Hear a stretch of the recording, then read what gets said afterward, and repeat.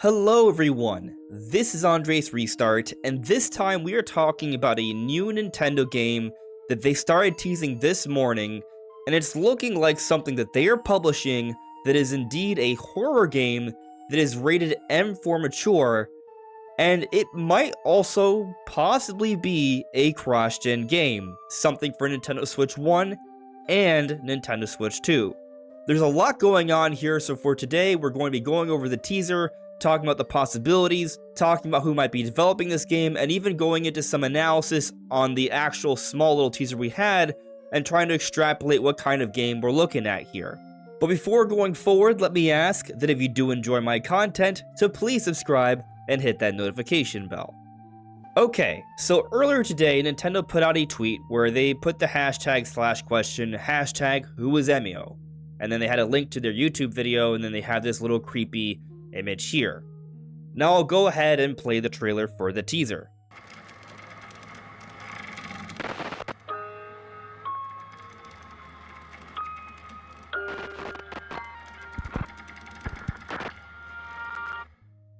So that 50-second teaser is kinda creepy. But is there anything else we could take away from this? Well, I would say a decent amount. So, firstly, Nintendo has a website for this specific game.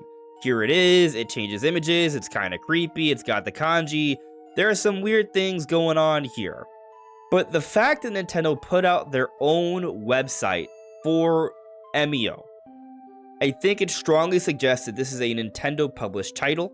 It's not just some sort of third-party collaboration, this is a Nintendo published title. Now, it may be a Nintendo published title with a third-party company.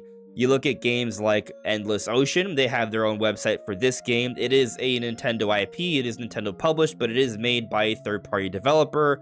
Also, Mario plus Rabbids Kingdom Battle, or the new one, like this, they have their own website for this. Obviously, it's dealing with Mario, but it is made by Ubisoft. So sometimes when Nintendo has these different collaborations, when they are publishing the game or it's somehow tied to their IP, they may still have a website for it. But the point is that Nintendo has some level of publishing ownership of whatever this game is. By the way, the kanji stand for Smiling Man. It even says it here, Smiling Man. So this is Smiling Man. Emio is Smiling Man. But who is Smiling Man? Who is Emio? What's going on? And who's making this game? Well, interestingly, Wario64 posted this from Reset Era here. And here it says, Project M, although its budget is significantly smaller than the games we are working on at Blooper Team. It's extremely important due to our long-term plans. In addition, we are working on it in cooperation with the world's best game creators for Nintendo platforms, so we cannot afford to create just a decent game. Blooper Team CEO Piotr Babiano told PAP Business. And there's even this thing right here from Project Parasol where they say, we've been working together with Draw Distance, which is our subsidiary, on the M project for quite some time, and this is a game that will come exclusively to Nintendo platforms. So, this is something that's coming exclusively to Nintendo platforms, so Nintendo does seem to be publishing it in some way that appears to be the implication. We don't know for a fact that Blooper Team plus Draw Distance are the developers of Emio, but I would say it bodes fairly well. And the really crazy part here is that if this is the case, we kind of know it's cross-gen, because here they're talking about making a game exclusively for Nintendo platforms. It's plural. There's an S. There's only one active Nintendo platform right now. That is the Nintendo Switch, but we know the Nintendo Switch 2 is around the corner. So there's a decent chance that this secret project here is Emio. And yes, Nintendo has just teased a cross-gen game. A horror game at that, which is also very interesting. Now, if you're unfamiliar with Blooper Team, there are some people who have concerns about this project because Blooper Team has a history with making a lot of horror games, so you could argue that they have a good pedigree here, but the quality of said games has been in question quite a bit. Like, we'll see, but they are working on the Silent Hill 2 remake, which is interesting. They did make something with having to do with the Blair Witch Project, which is pretty cool considering the direction they're taking this. So I think it's interesting, and I think if Nintendo's overseeing it, it could be pretty good.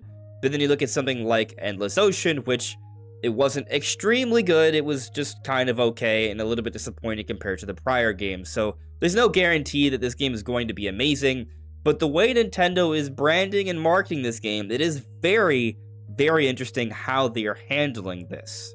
And I'm curious about this game for a variety of different reasons. Like, why wasn't this game in the Nintendo Direct? Is it because it is indeed a cross-gen game, and it's not something we're going to be seeing until sometime next year? That's a possibility, but also we don't know for a fact that Blooper Team is indeed the developer for this game, and so maybe it's not Project M, maybe it's something else. And so if it's something else, it's not necessarily a cross-gen game. And maybe we could see it this year. We have seen Nintendo put out announcements for games about a couple months before release. They did that recently, actually.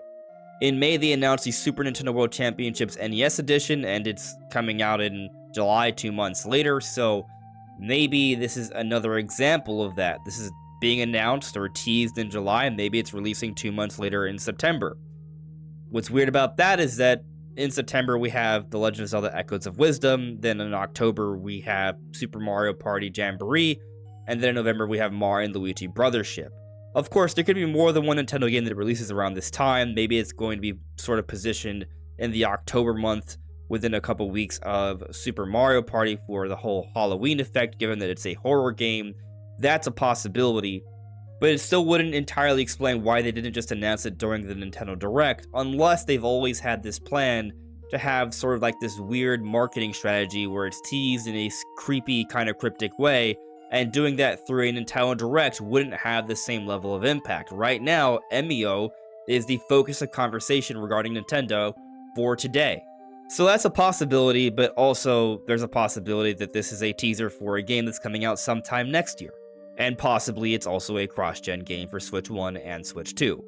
Now, something that's very interesting about this game is that it is rated M for mature, and people are thinking, oh, Nintendo never does this, but here's a list of several Nintendo games that are rated mature that they published.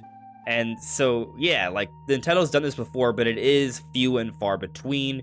I do want to pay extra close attention to Eternal Darkness and Geist from the GameCube era, because these games were meant to be creepy, or scary, or horrific, and especially Eternal Darkness. So we have a game here that's clearly going in that direction, so I'm very curious how it is going to turn out. But let's now start analyzing what we have from that little 15 seconds of footage there.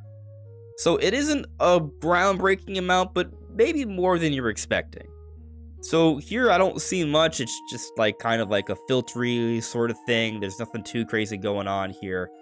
But as I move forward a few seconds, we start to see Smiling Man. And what you'll notice here is that the mask has a weird kind of creepy face. You know, this whole sort of setup reminds me of Mimikyu, actually, from Pokemon. Mimikyu is a Pokemon that hides its face because how it looks is so disturbing, it can traumatize or even murder people by how disgusting it is. So it hides itself in a disguise that looks kind of like Pikachu, so people will like the character. And here we have something kind of similar. There is this character covering his face with a paper bag that has these interesting faces on it that reminds me of Mimikyu. But pay close attention here, because as you'll notice, the face changes, or the paper bag face changes quite a lot. Right now it looks kind of like a weird, kind of creepy, crying pumpkin, but it shakes and it moves around, and then all of a sudden the face is different, and now it's kind of like a cute, smiling face. It's weird.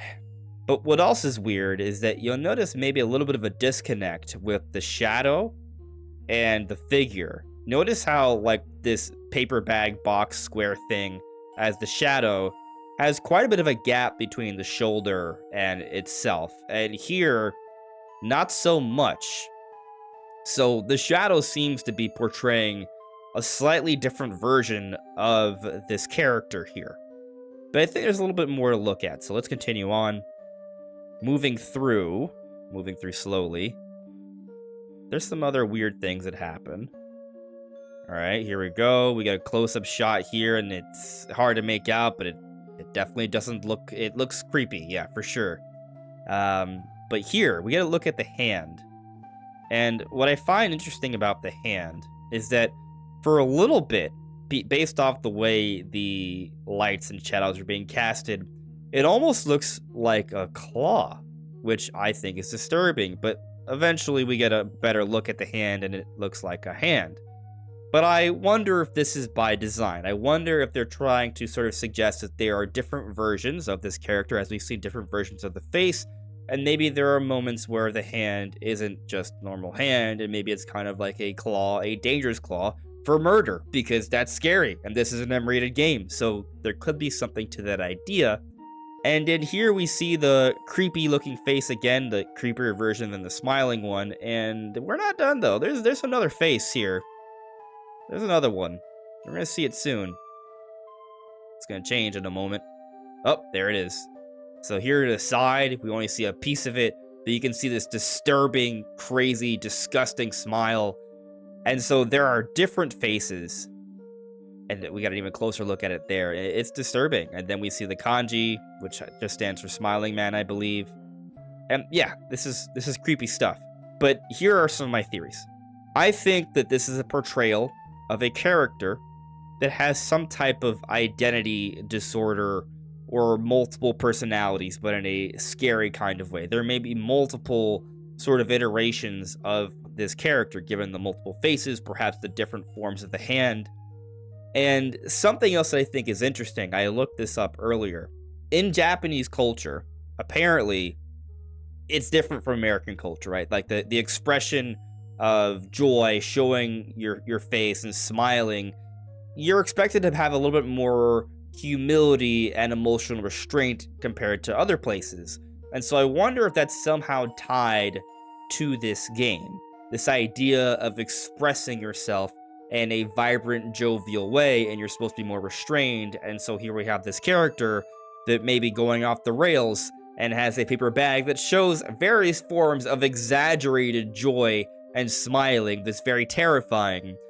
And so I think there may be some sort of reference to the culture there. And now as for what kind of game I think this is going to be, if the partnership is true, there's still a variety of possibilities, but they are also working with Draw Distance if this is indeed the game, and Draw Distance has a little bit of experience working on graphic novel games like this, visual novel games. I hope it's not something like this, because this is not really my cup of tea, and Nintendo to sort of tease the game in this form, it feels like hyping up something that not that many people are going to be interested in. Unless this would just be maybe an element to the game and not the entire game. And if that's the case, I'm not necessarily against it. Like, I'm open to the idea, but in general, these kinds of games, when it's the entire gameplay, it doesn't appeal to me, and I would think it'd be weird for Nintendo to be kind of teasing and hyping up this game in this way for a large audience if that's what the entire gameplay is going to be.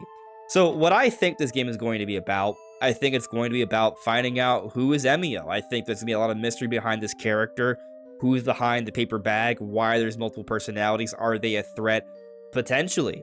Now, is this going to be a big deal kind of game? I'm kind of assuming it's going to be smaller budget, especially because they talk about having a smaller budget here. Of course, it's not confirmed that this is the same project, but even if it's not, when we look at something like Endless Ocean, for example, that was also a relatively low-budget title. Still a cool-looking game from a visual perspective. There were some cool things. I think there were just a few different elements of the game that I wish they would have handled a bit differently. But my point is, I'm not expecting like this to be a big AAA effort. I don't think that's what they're going for here. I think it's just a cool project that they're teasing right now. They had this nifty little idea of teasing in this way, given that it is a horror game.